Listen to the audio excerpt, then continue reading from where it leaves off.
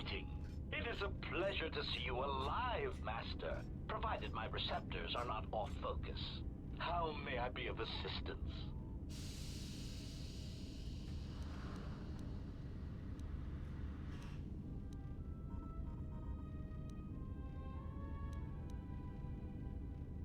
Hesitant answer. A T3 utility droid would be a common sight in this facility. It is indeed curious that I have not seen many since my arrival. However, I feel I must inform you that, droid prejudice aside, T3 models exhibit excessive individualism when not routinely memory wiped. This individualism can become such a nuisance that even a droid such as myself is tempted to reduce them to their base components, if not crush them into slag. But enough of my seemingly irrelevant tangent. Where did you leave the droid, Master? That would logically be the best place to look. Answer. Then that would explain why such a T3 unit isn't here, Master. I believe my photoreceptors are functioning adequately enough to verify that. Of course, Master. How may I be of assistance? Proud answer. I am an HK series protocol droid master, skilled in transorganic relations and communications. This model has been responsible for the facilitation of communications and termination of hostilities across the galaxy. I am fluent in over 6,000 forms of communication, and am also capable of nuances of expression ranging from irony to veiled threats. Clarification. Oh, yes, Master. Sometimes the facilitation of communications and termination of hostilities requires the use of every weapon in one's verbal arsenal. The unspoken threat of violence to a listener's loved ones, or if possible, their entire planet, can effectively break the deadlock in the most stubborn of negotiations. Irritated explanation. That question has been looping through my query module with alarming frequency, Master, and no satisfactory answer has been forthcoming. As a result, I have chosen instead to turn my efforts to answering the question as to how I may depart this drifting disaster area as quickly as possible. Answer. It is only a matter of time before a ship or freighter docks with the Paragus facility. When that occurs, we shall depart this place forever.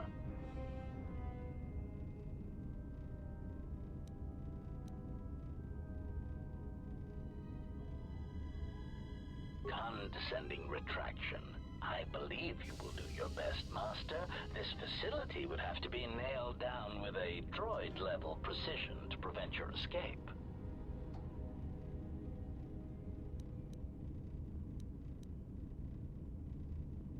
Placating answer.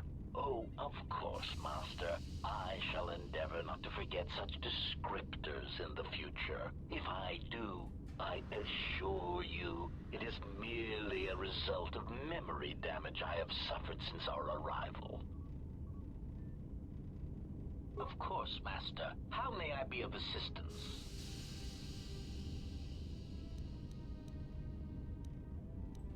Pitying answer.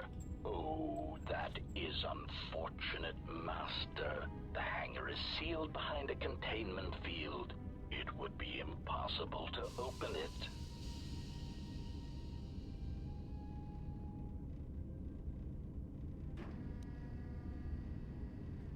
Clarifying query. Did the T3 unit go through the door? I regret ignorance of that fact, Master. Although the door could have been opened from the opposite side without much difficulty, a flaw in the emergency lockdown procedure, which the automated systems have most likely corrected. Answer. Only the Paragus administration officer would have such codes, Master. If he hasn't already been murdered in an unfortunate accident, then he is trapped in the dormitory section, which has been effectively cut off from the facility by explosives. Apology. Unfortunately, communication with the dormitory section is severed, Master. It is perhaps for the best, especially if any other accidents have occurred in that section. If that were the case, the severed comlink would have spared us the satisfaction of hearing the miners' screams as they lived out their last moments in fear and terror.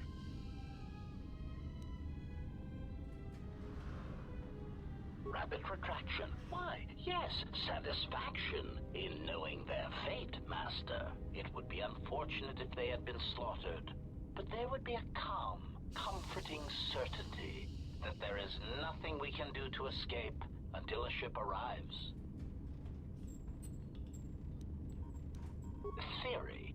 You could walk across the surface of the asteroid to the dormitory airlock, but such a route would be extremely hazardous, and I do not wish to see you damaged.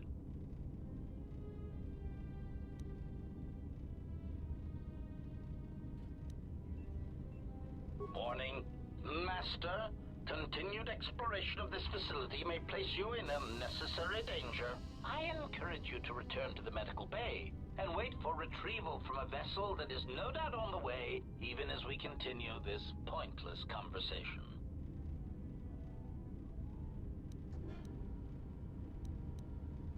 Weary resignation.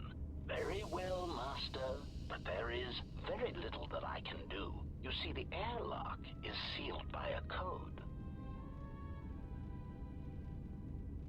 Correction. Oh, I already possess the code, Master, but I am afraid that it will do you no good. Condescending explanation. Master, the console governing the droid maintenance area and the airlock is voice-printed, musing. In the last days of his life, the maintenance officer was quite careful about voice protocols, bordering on paranoid obsession. Conjecture. I suspect once he realized something was wrong in the facility, he voice-locked the droid bay functions. A prudent measure, but in the end, he met the same fate as the rest of the organics.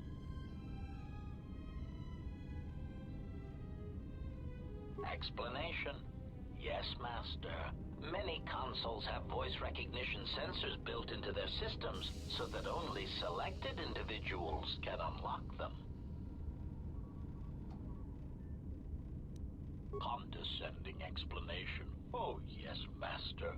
The code is Maintenance Control Voice Print ID R1B5. But unless the maintenance officer speaks the code, it is useless.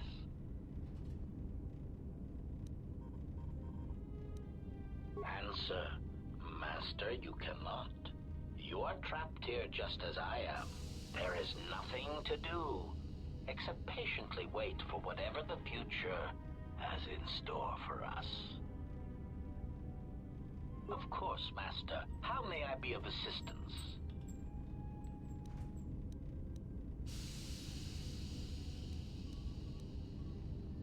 Answer. I am a survivor of the Harbinger, just as you were, Master. With the unexpected termination of my previous Master, you are the only organic which I may now serve.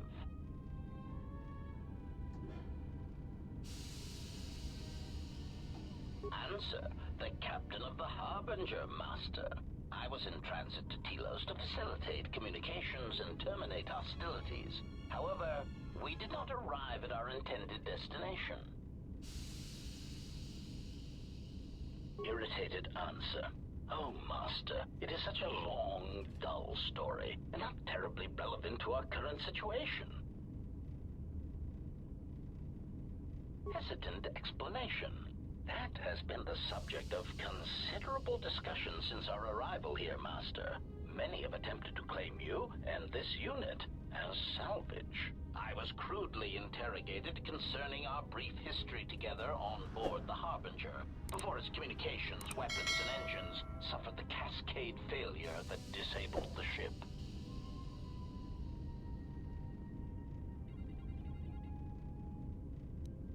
Speculation. It is possible you were incapacitated and locked in the well-shielded cargo compartment as the Harbinger was being systematically crippled, Master.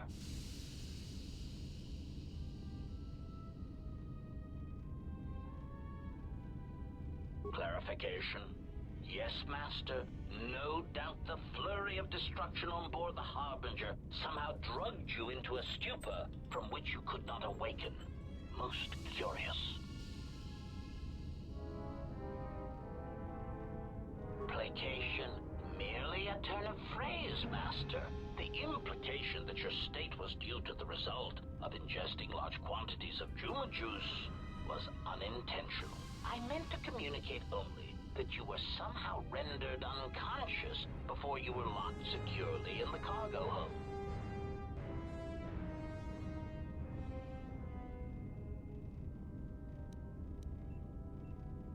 Clarification. By locked, I meant sealed, Master. My vocabulator seems to be malfunctioning.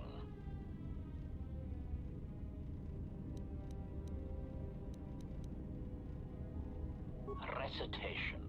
Following the unusual set of coincidences that led to the cascade failure in the Harbinger's systems, we were boarded by a small freighter with unknown ID codes. It appeared that this freighter had been attacked, and the captain wanted to study it.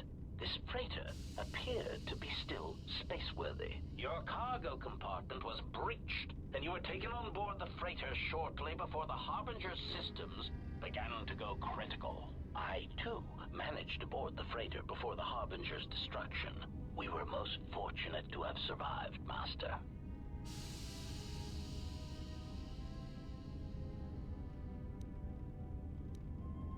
Evaluation. Master, I do not know. Judging from the damage, it had been attacked by a much larger vessel. And when it attempted to escape the Harbinger with you on board, it was fired on again. Addendum. It does seem odd that such a small vessel has a high probability of attracting the attention of much larger vessels. Not a welcome trait in a freighter, to be sure.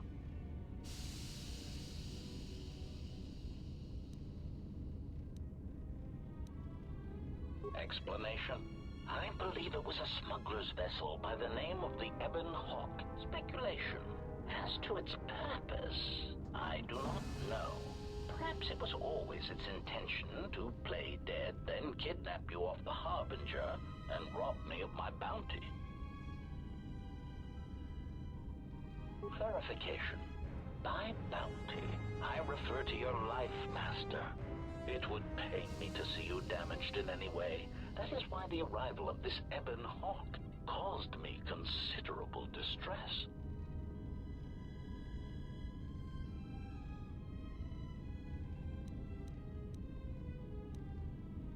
Apology. My memory core cannot provide a clear answer on that point, Master. Suffice to say that once we arrived at this floating rock, our situation became much clearer. Explanation. Despite my market value, Master, the miners were far more interested in you. It did not take long for me to ascertain the reason for this.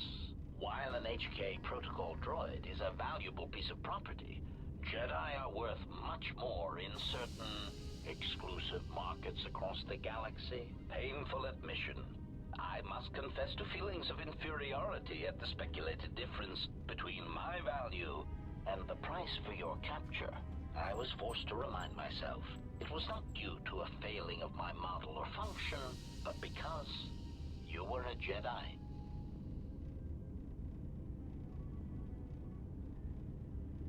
Surprised answer. Why, I told them, Master. You are the exiled Jedi who served with Revan in the Mandalorian Wars, are you not? I hope all that has happened has not been the result of a miscommunication.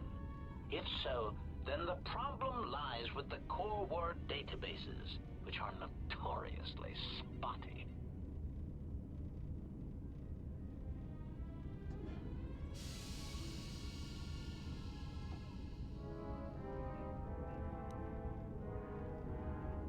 Indignant exclamation. Master, I am only a protocol droid, but it is part of my function to know such information and relay it to any interested parties in the interests of terminating any potential hostiles.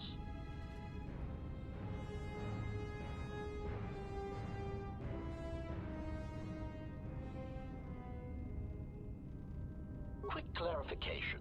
Apparently my vocabulator has suffered some damage, Master. I meant terminating any potential hostilities. Answer. All that has happened has been because they believe you to be a Jedi, Master. They debated what to do with you as you lay unconscious in the medical bay. One group seemed intent on selling you as property. The other group opposed this.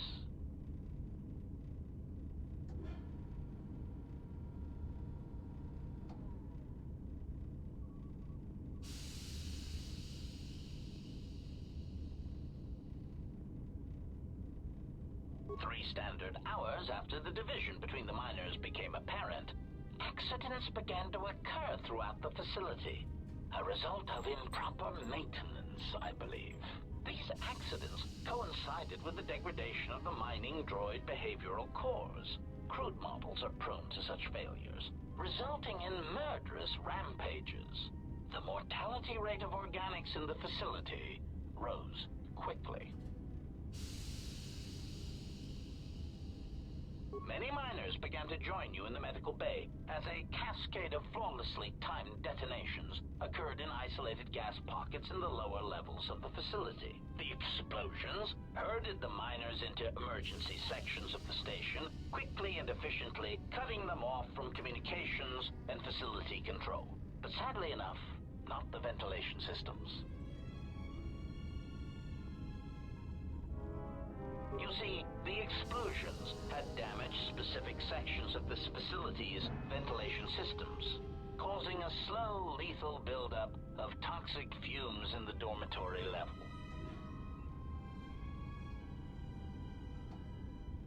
Answer. I do not know, Master. Ironically enough, any miner that fled to the dormitory level to protect themselves from the droids and the explosions would find themselves in a gas-filled death trap.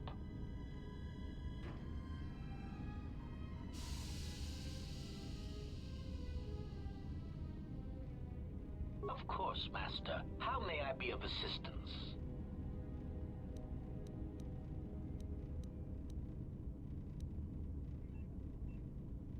Answer. That is all that remains of the maintenance officer, Master. At the end, he was quite incoherent from the pain, and attempts to facilitate communications with him proved useless. I heard his dying screams as the droids he tended turned on him, mining him like a piece of asteroid rock.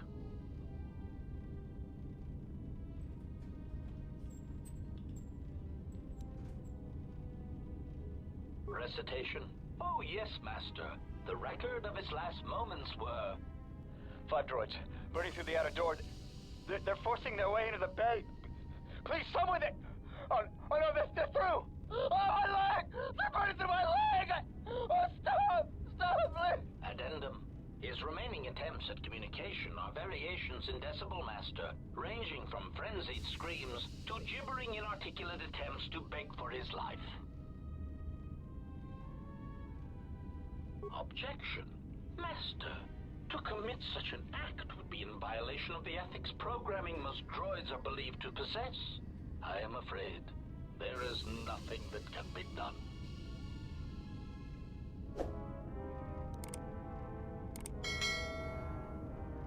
Proud answer. Master, I believe my vocabulator is working adequately enough to accommodate your request. A recitation. Maintenance control voice print ID R1B5. There. Was that sufficient, Master?